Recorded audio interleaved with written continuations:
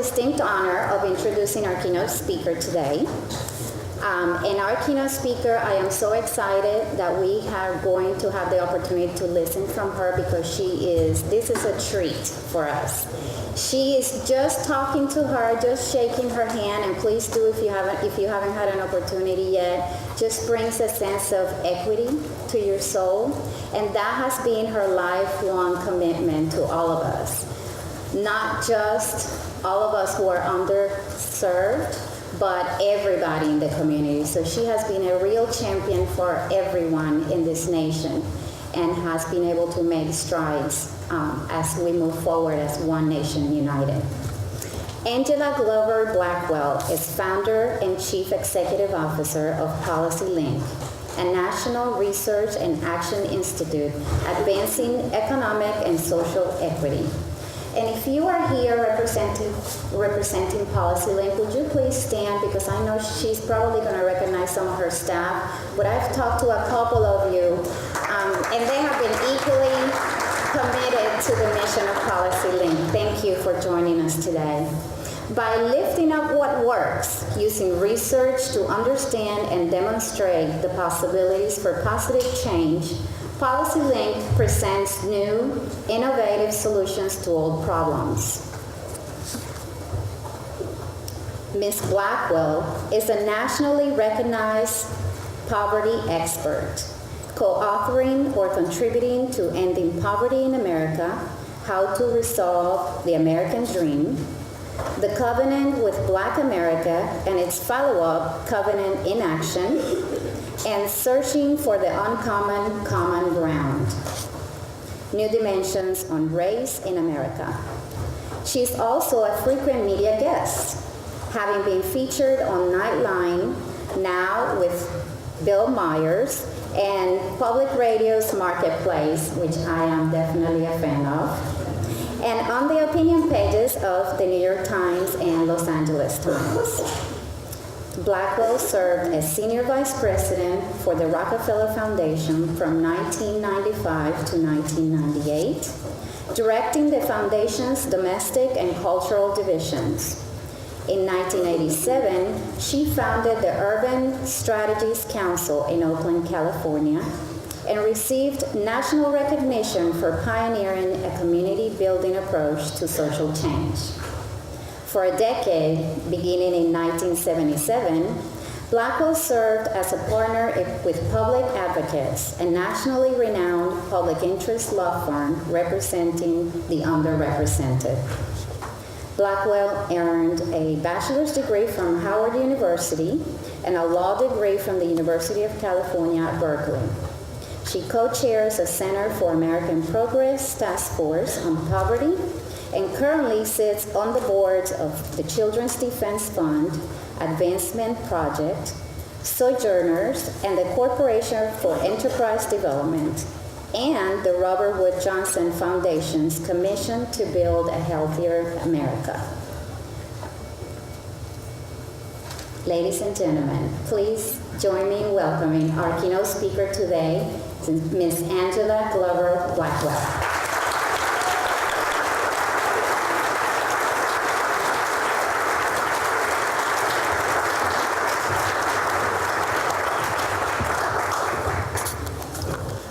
Good afternoon.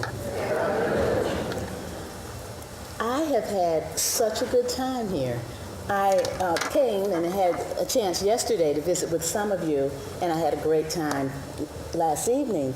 But today, listening to you talk about your region from the standpoint of your neighborhood and how what happens in the region is good for the neighborhood if it's good, not so good for the neighborhood if it's bad. But hearing that conversation and then watching you do your voting process and identify issues, it was completely inspiring to me, because these are the issues that we work on all the time, and we write reports and we have convenings and we identify policy ideas and research that needs to be done, and we help local groups figure out how to make arguments and be able to build coalitions in their local communities around these issues. And I know that the work is valued and that it's getting picked up and that people are using it.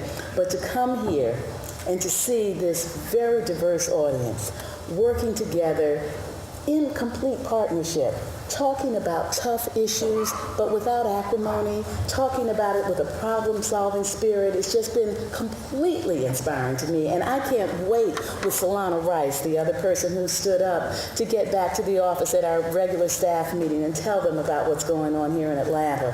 Thank you so much for inviting me, and I am definitely inspired by what I see.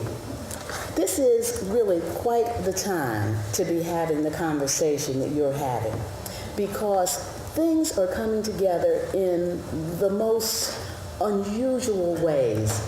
I remember, and I'm sure you probably all had this experience, my first year in college, going from class to class and wondering, why did I come?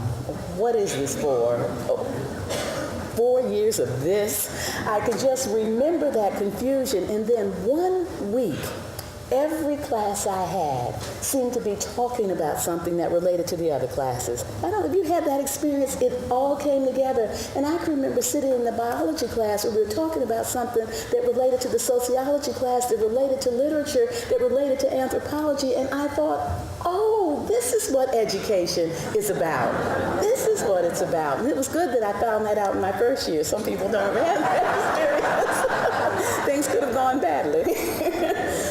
But right now, we are in an amazing time in terms of everything coming together, because there are a few things that really will dominate as we try to think about what kind of region, neighborhood we could start, what kind of neighborhood, city, region, county, state, nation, world are we going to live in. The issues that are impacting us are impacting everybody. One of them is climate change and global warming. No matter where you are on the scale of caring about the environment, we all know that we have to pay attention to this issue, that everything else fades in comparison. Because if we don't figure out how to preserve our existence on Earth, and it really is interesting that the Earth will go on. It's not the Earth that's in peril. It's been through many different forms, and it'll go into another form. The question is whether we are going to be able to exist on it. And if we care about that, we definitely have to be concerned about global warming and what are we going to do to be able to reverse it. Competitiveness is on everybody's mind. We have been in certainly the worst economic downturn that I have seen, and I'm sure it's the worst that any of you have seen. You have to go back to your parents and their youth even, grandparents, to be able to identify another time when we've been in this kind of economic peril. And so as we think about how to come back, how to recover, we know that we cannot recover to what we were. What we were got us into this fix. We have to recover to something better. We have to recover to something transformative. We have to be competitive in the global economy, because the global economy is the only economy that counts now. And to figure out how to be competitive in the global economy as we try to come back in a transformative way to a different economic organization, it has to weigh on all of us. That's our challenge, how to be competitive in a new way in a global economy. The other thing that's happening that we all have to pay attention to is 2042. That's the year, 2042. Remember it, because in 2042, this nation will become a nation in which the majority of people are people of color. That we have 300 counties now in this country in which the majority of people are people of color. We have a few states in which that is true. The entire nation is moving in that direction, and it is an amazing opportunity for this nation to be able to truly be a global leader.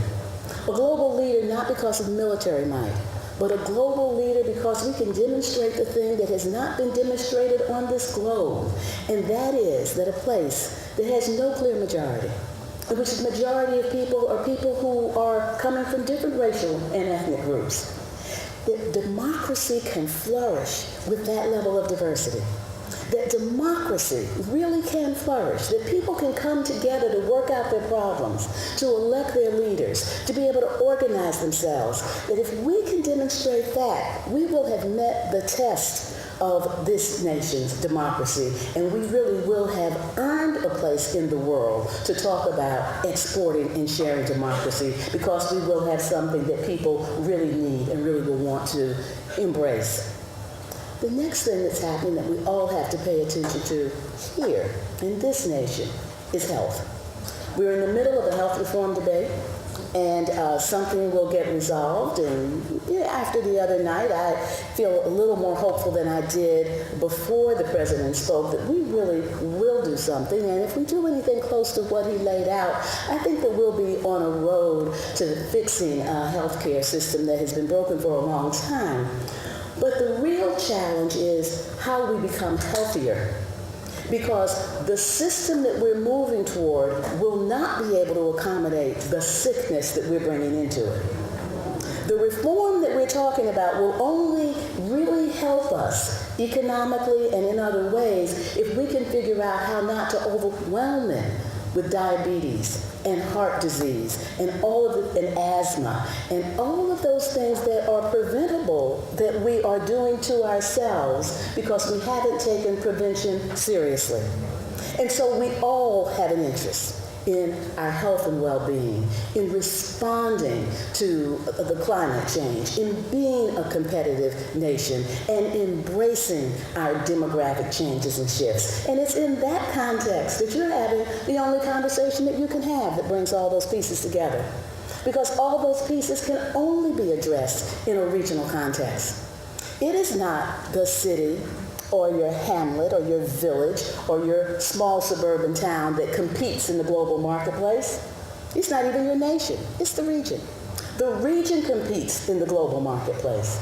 The region really determines whether or not you're going to be able to have goods and services that move, whether the global marketplace needs anything that you have. So it's only strong regions that will be strongly competitive. So that as we try to think about the economic times that we're moving into, it forces us to have a regional conversation. That we can't solve the problem of climate change only with what we do in our neighborhoods. Our regions have to come together and think about what's our contribution going to be. How are we going to deal with the pollution that we're doing from houses that have not been retrofitted and weatherized? What are we going to do about the contribution that we're making from all the traffic and the cars that are on the roads? What are we going to do about what we're contributing in the region? We need a regional conversation to think about how we all contribute to doing something about climate change. And the demographic shifts are something that clearly impact regions and have to be addressed regionally. We are so past the time where the problem of African Americans in this country is the problem of the big city. That we are past the time where the problems of Latinos in this country are the problems of a few Latinos who have gone to a couple of big cities where there were jobs. The fastest growing populations in the suburbs of America, and this is probably true in Atlanta, though I haven't looked at the data, but I bet it's true. The fastest growing populations in the suburbs of America are black and brown. Because people who are black and brown have figured it out, that if they want to be able to do what's best for their children, they need to get their children into some communities that have better schools. They have figured out that if they want to be able to get jobs, that they need to move themselves to where the jobs are. And so people have moved themselves from communities that were not supporting them to communities that they hoped would support them. My friend John Powell, though, at the Kirwan Institute at University of Ohio State, has been doing a study of these patterns, and sadly what he has been able to identify is that certainly for African Americans, a lot of the movement to the suburbs has been away from opportunity, not towards it. That people are looking for opportunity, but they're taking places that are flipping, that are changing, that are beginning to attract more African Americans, and very often those are the same communities that are on their way down, not on their way up. I think Latinos have probably not been as hit by that because a lot of the growth in the suburbs has been immigrants, and immigrants tend to go places where there are jobs. As a matter of fact, as this country gets so involved in this immigration debate with people lining up on both sides, communities really should be happy when they have a lot of immigrants coming to their communities, because it means it's a community of opportunity, because that's where the immigrants are going to go. There's some places around the country that would do anything to become a magnet, because it would mean that finally there's something happening there that people would want to go to. But the issue is a regional discussion in terms of how we make sure that all people are going to be able to do well. And certainly when you think about health, again, we're at the region, that when we think about health and we think about prevention, the issues are pretty straightforward. We're becoming a nation of people who suffer from obesity. And one of the things that we do at PolicyLink is that we are also part of the Robert Wood Johnson Center to Prevent Childhood Obesity. And so I look at the obesity data a lot.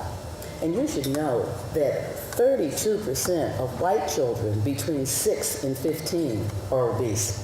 Now that may be a surprise because we're always talking about the disparities, and I'm going to give you some data to show that here too we have a disparity. 43% of African American children in the same age group are obese, about 47% of Latinos, but 32% of white children are obese, overweight.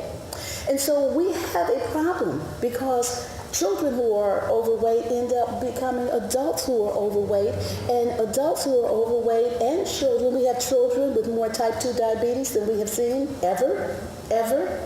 But we also have a lot of obesity in adults. We have a lot of heart disease. We have a lot of issues that could be dealt with if we were more active and eating healthier diets. One of the ways to become more active is to rely on public transportation. People who use public transportation walk 19% more than people who don't. You know, because you got to walk. You know, unfortunately, that bus usually doesn't come to your house. Sometimes you're lucky enough to be on a bus stop, but usually it doesn't come to your house. You've got to walk to that bus, or you've got to walk to MARTA or to the BART station or any of those things. So we know that if we have more public transportation, people are going to get out and they're going to walk more. We also know that if we have better public transportation, people will get to healthcare facilities, they'll get to parks, they'll get to places where they can engage in recreation. And also we know that if we have more public transportation, that we are contributing less to the global warming, that we are connecting people to jobs, improving that competitiveness. Everything comes together. But the other problem that we have is that in too many of our communities, there is absolutely no access to fresh fruits and vegetables. You know, you go to your doctor, you have like a doctor's visit, and the doctor says the best thing you can do for yourself is to eat more fresh fruits and vegetables. Some of us go home and we just resolve we'll do it. We go to our local supermarket, we fill up the basket, and we try to get the whole family engaged with us in improving our eating habits. What happens when you get to have that same conversation with your physician? And you go home, and there's not a tomato any place within reach. That if you want to go and really buy a healthy basket of food, you have to get on a bus that may not run very often, and you're going to have to maneuver with those bags on the bus, and don't have a disability or small children, and try to maneuver in those circumstances. And so we need to deal with this issue of the absence of fresh fruits and vegetables in low-income communities. That will deal with the prevention and the health issue. But it's also an economic driver. When you have grocery stores in the communities, you have more jobs. When you have a grocery store in the community, it becomes an anchor institution that brings more economic activity to your community. So you begin to deal with the economic problem, you deal with the problems of health, and you also deal with the problems of community revitalization. So I point out this in some detail because the one thing that I know you don't think, but I don't want anybody thinking, is that this conversation that I hear you having is just a nice thing to do. It's not just a progressive formulation. It's not just a leadership position that you're taking in a region that needs to take it up. You are doing the work of the nation. You are doing the work of the future. You are working at the intersection of the most important issues that we face. And I congratulate you for what is a very thoughtful discussion that you're having. PolicyLink. PolicyLink took this issue up because, as you heard, our mission is to advance a new generation of policies that achieve economic and social equity. And we try to do our work by lifting up what works, because we believe a couple of things. One is that you can show me any problem, and I can show you a community someplace in this nation where that problem is being creatively and effectively addressed. Every problem has a local solution that somebody has come up with. So why do we have so many problems? It's because those local solutions usually don't go anyplace. They don't outlive the charismatic leader who put it together. They don't outlive the foundation that moved on to another issue. They don't outlive the change in government that allowed this thing to happen, and now somebody else is in that position. We haven't figured out how to systematically learn from our best work, which is on the ground in local communities close to the problem with the wisdom of people who are dealing with it. We haven't learned how to lift up those lessons and put them in a policy framework, locally, statewide, and nationally. And so PolicyLink is literally that, trying to create a bridge or a link from the wisdom, voice, and experience of people who are solving problems in their local communities to the worlds of policy, so that we can create a policy environment that will allow the best that we know to flourish. So we believe that. And as we have said, why equity? What is equity? Why use that language? We've chosen it purposely because we think that we need a new conversation about inclusion in America. For a long time, we had the conversation around equal opportunity. It was a good conversation. It was a good aspiration. We blew it. We didn't do it. And therefore, we need to move on. We need to do that, and we need to do more. The equity conversation is not a conversation about equality. Equity asks, what do we want for everyone? And then what do we need to do to make sure that everyone gets it? The best way to be able to think about that is in the educational context. We actually started off talking about equality in education. And when we used the term, for the most part, we meant that teachers needed to come with the same training, that the curriculum needed to be the same in schools that black children were going to, that white children were going to, that people needed to spend the same amount of time in school. You know, that was kind of the equality in education conversation. But if you think about it, that wouldn't necessarily lead to every child being able to graduate, achieve, and go on to reach his or her full potential. If that's what you want, to do well, graduate, go on to reach your full potential, then you have to back into what the inputs are going to be. For some children, that might mean more time in school. For some, that might mean a different kind of rigorous curriculum. For some children, that might mean teachers who have a particular kind of training. Equity asks, what do we want for everyone? And then we find the inputs that allow us to do that. They may be equal, they may not. But we're pushing toward what it is we want everyone to have. When asked to define equity, I say that equity is nothing more than just and fair inclusion. An equitable society is one in which everybody can participate and everybody can prosper. In short, equity creates a path from hope to change. And so that is why we have selected that term as the thing that we're trying to achieve across the country. And when you ask, well, what does equity look like? Then you have to get into some very particular kinds of things. An equitable society is one in which everybody can live in or access a community of opportunity. And so it means that you have to have better transportation systems so that people can get to everything in their region that they need in order to provide for themselves and their families.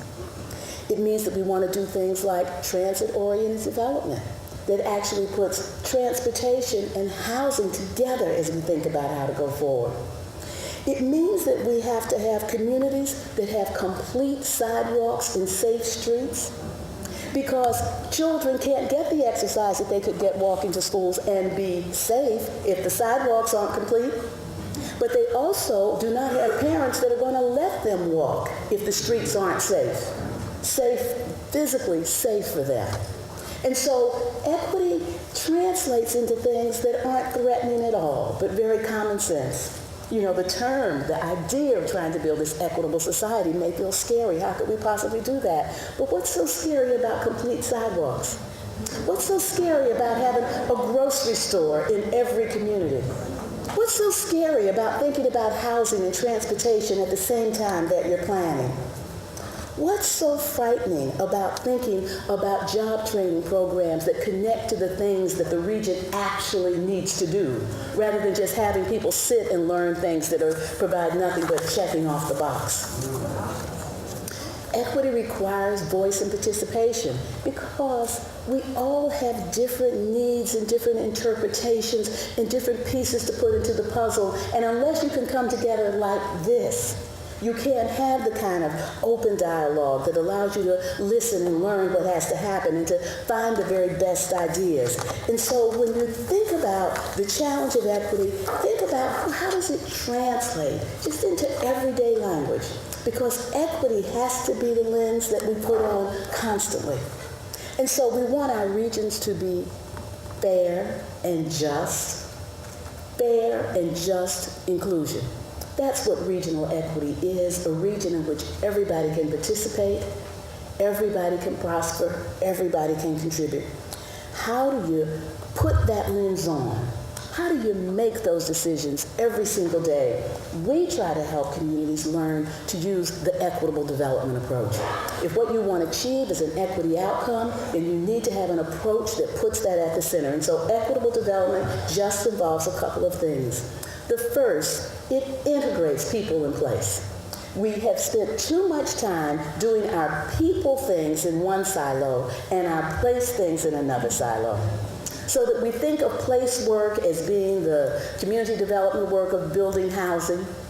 But we've learned in this community from Hattie Dorsey, who is an old friend of mine, that you cannot do housing just with a housing silo, that you have to think about the people. And so when you think about the people when you're doing housing, you end up often putting that housing near opportunity, thinking about the amenities that people need as you develop housing that is affordable, putting the people and the place together. When you're doing the job training programs, think about your transportation system. Think about those things together, getting them integrated. That's what equitable development does. The next thing it does is it looks for catalytic investments that produce triple bottom lines.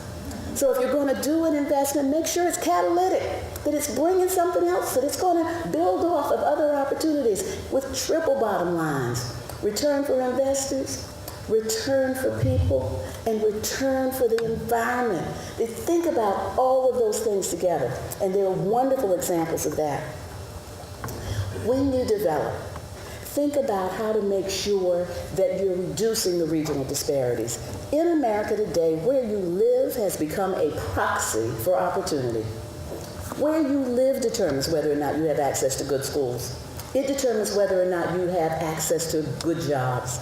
It determines whether or not, if you're lucky enough to be a homeowner, you have equity in that home that you can pull out in case of an emergency or an entrepreneurial opportunity or to send a child to college. Where you live even determines how healthy you are and how long you'll live. We talked about physical activity, parks. Too many communities don't have parks. But it also determines how long you live, not just whether you get physical activity, not just whether or not you can eat fresh fruits and vegetables, but in the area where I live, in the Oakland, California Bay Area, people who live in the Berkeley Hills live on average 15 years longer than people who live in the Oakland Flatlands. That's shocking, isn't it? I bet you if Tony Eaton, our head of Alameda County Services who did that study, I bet you if he came to this region and did the study, he would find the exact same thing. It's true all across this country. Where you live even determines how long you live. That's not right, okay? That's just not right. And so when we're developing, we should think about ways to consciously reduce those kind of disparities in terms of making sure that we do the kind of thing that Richard Barron did in St. Louis, Missouri, which you may have also done here in Atlanta. That when he was going to take the Hope $6 to be able to create a mixed income community out of what had been public housing, rather than just create the housing and hope that people will come, he invested in building the school. Not just building a beautiful school facility, but helping to get the best principal, the best teachers, the best curriculum.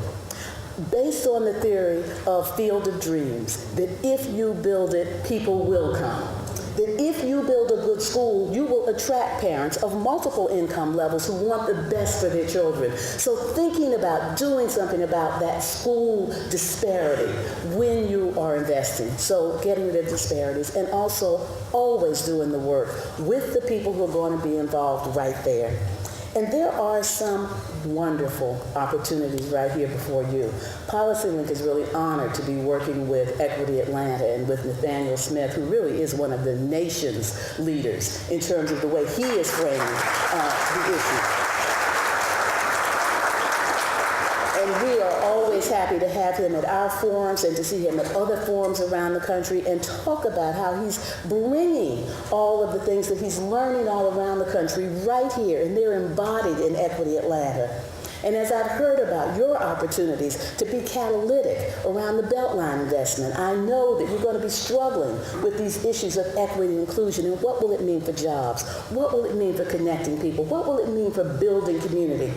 And there are just some fabulous examples to be inspired by around the country. I spend my time just moving from place to place, and I will tell you, every place I go, there's something that just knocks my socks off. One of those things is in San Diego, California, a project called Market Creek Plaza.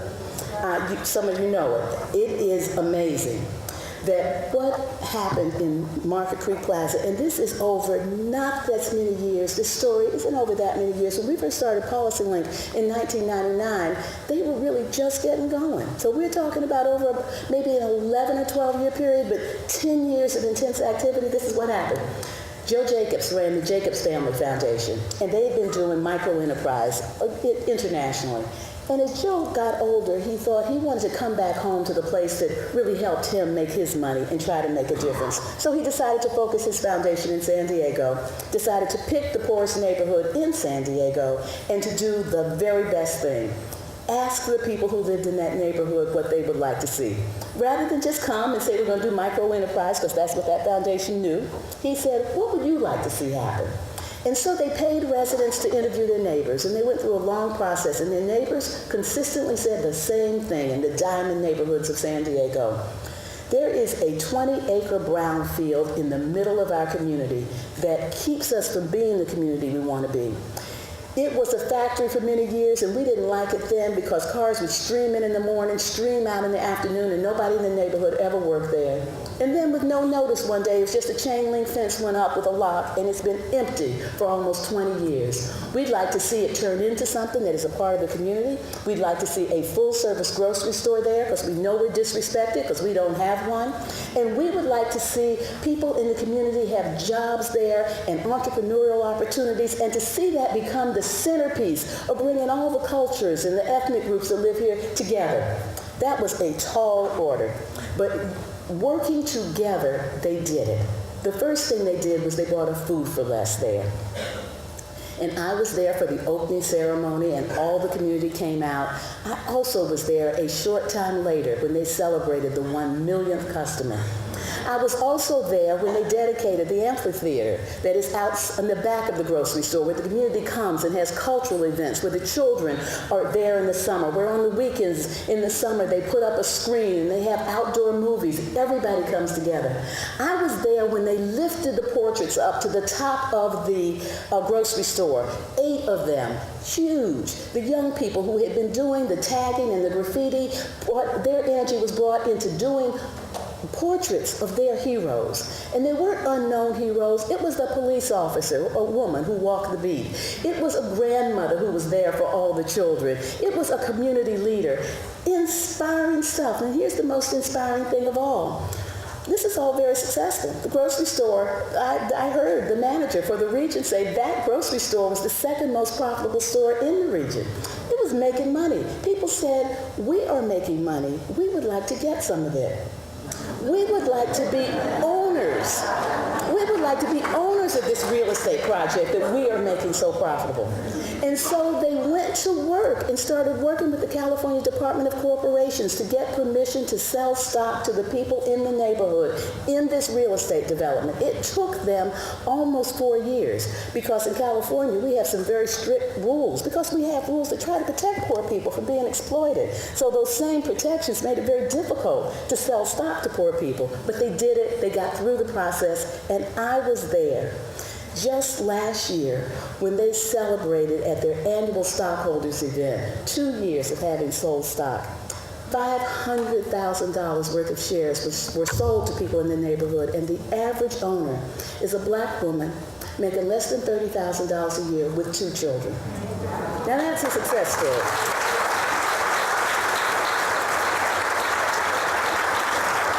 That's extraordinary equitable development. And there are other examples of things. Bethel New Life Transit-Oriented Development in Chicago area, a wonderful example of being able to pull things together.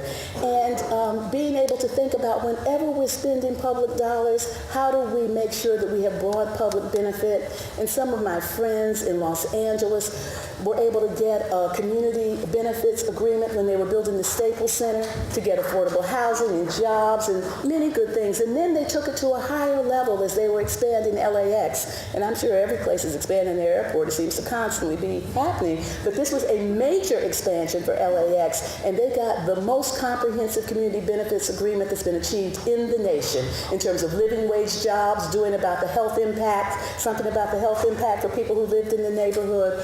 Really extraordinary work is happening around this country in the arena of equitable development. And if you want to read more about the things I've talked about or any other equitable development ideas, I would encourage you to go on our website, PolicyLink.org, and look at the Equitable Development Toolkit.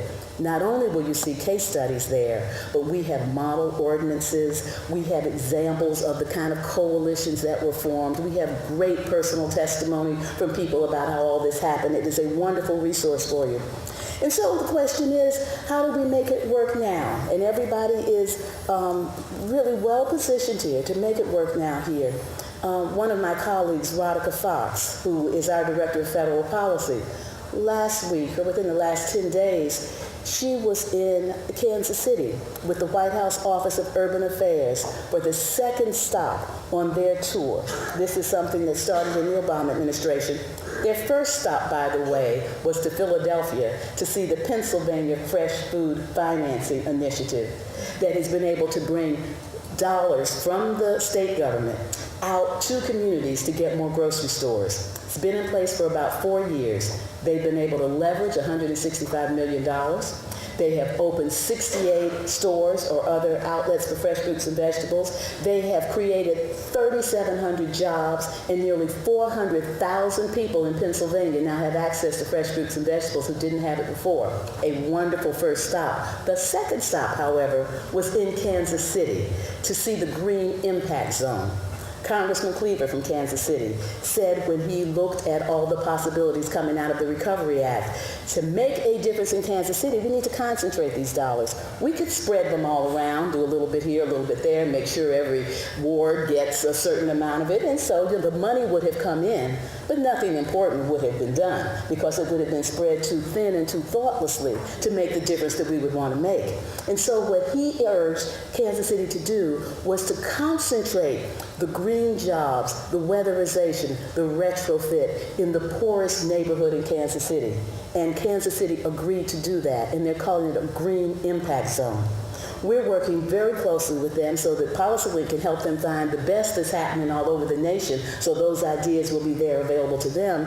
But the Secretary of Housing and Urban Development and other secretaries and Adolfo Carrion, the head of the White House Office of Urban Affairs, made it their second stop, and there's great excitement about that.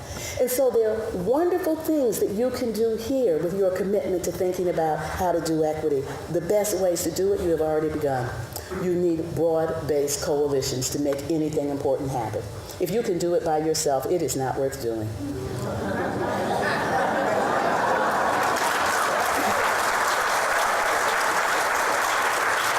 You need a broad-based coalition. You need to make sure that you're working from the circumstances that are here. Make sure that you understand where your opportunities are, where your assets are, what the aspirations are, and work from the circumstances that are here. Leverage the big opportunities. Leverage the recovery dollars. Leverage the Beltline. Leverage the things that are going to happen anyway. You know, so often while we're working on something that is our dream, we miss the opportunity to achieve our dream because we didn't connect to the thing that was going to happen anyway.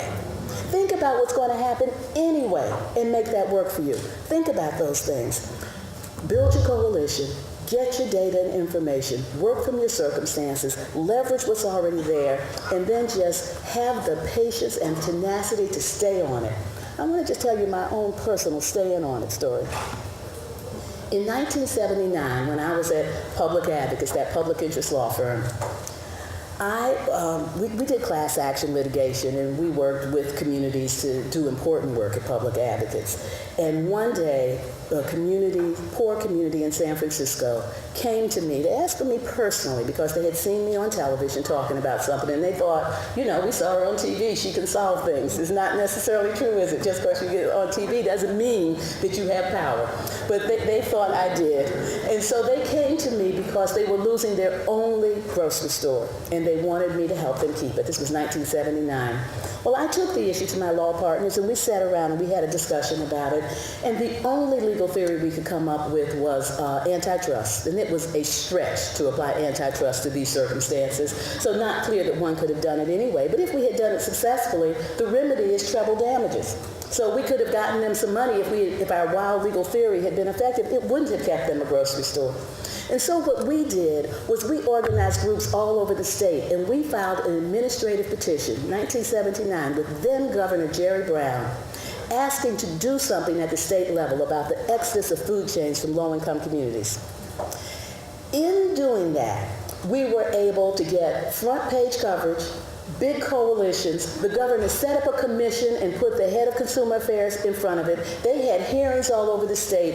It was the most responsive you could have asked a government to be. In the end, we got 300 buying clubs so people could try to get fresh fruits and vegetables that way. We got farmers markets, and a lot of the farmers markets that you see around California came out of that work. We got a lot of things, but we did not get one grocery store, not one. And I remember feeling so badly about that because this community group had given our firm the opportunity for a lot of visibility, etc., but we hadn't solved any problems. A lot of time went by. That was 30 years ago. When I started PolicyLink, I came back to the issue.